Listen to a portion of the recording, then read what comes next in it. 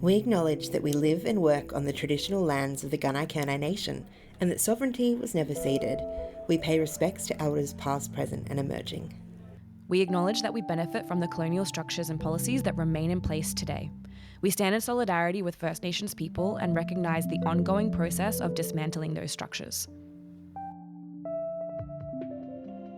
During the First World War, strikes caused fuel shortages so severe that the Victorian government reopened the Old Brown coal mine near Morwell in the Latrobe Valley. And the state government has outlined a long-term plan to ensure the Latrobe Valley remains viable as its economy moves away from coal-fired energy. It's been the lifeblood of the Latrobe Valley for decades, but continual change in the power industry and the introduction of the carbon tax means it's time for a plan B. It's a month tomorrow since fire entered the Hazelwood coal mine in Victoria's east. Fire has been burning for weeks now, blanketing the township in a toxic smoke.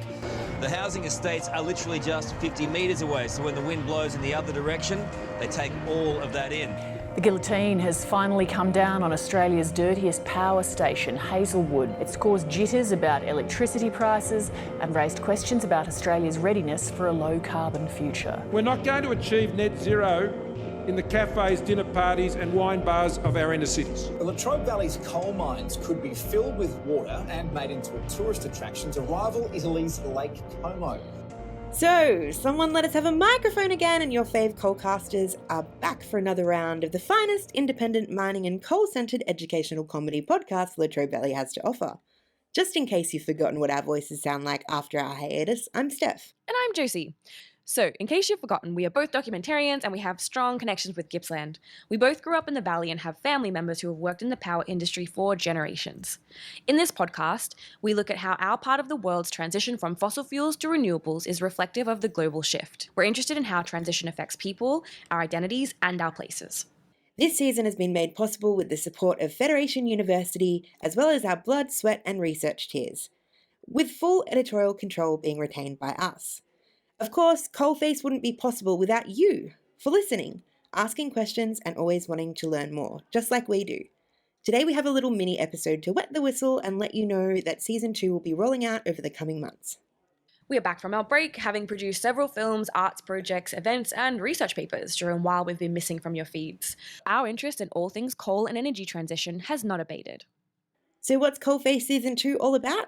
For those of you new here, we missed the very lucrative boat of making a true crime podcast. There will be no talk of mushroom murders. This podcast is all about good old-fashioned lignite coal in the Latrobe Valley in Gippsland.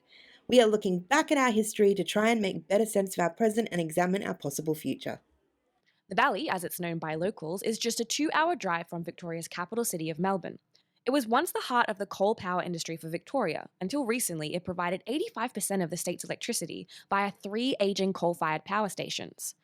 The Valley is largely proud of our coal-fired history. Our community as it stands was built by industry, but not without a cost. The environment, waterways, and atmosphere have been altered demonstrably, and the workers and community members have paid with their health. The state's hunger for power is also how one town, Morwell, ended up being built right on the edge of Hazelwood, the world's largest open-cut brown coal mine. In Season 2, we'll be speaking to new fascinating experts and storytellers starting right at the beginning. We'll be looking at deep time, pre-colonisation and giant worms, how the Latrobe Valley powered Victoria and paid the price, power struggles, the SEC, unions and privatisation, your law in the town that disappeared, beyond coal and all that coaly good stuff. Coalface now with 10% extra climate alarm and 20% extra spooky Gippsland stories. I love me a spooky story. If you want to be kept in the loop of when our episodes drop, please make sure you're following Coalface Pod on your favourite podcasting platforms. You can also follow us on Instagram at CoalfacePod. We've also set up a Ko-Fi, so if you want to support our work financially with a one-off or recurring donation, you can do so easily. Find the links on our social media and websites. If you have any questions you want us to dig into, let us know in the comments on Instagram.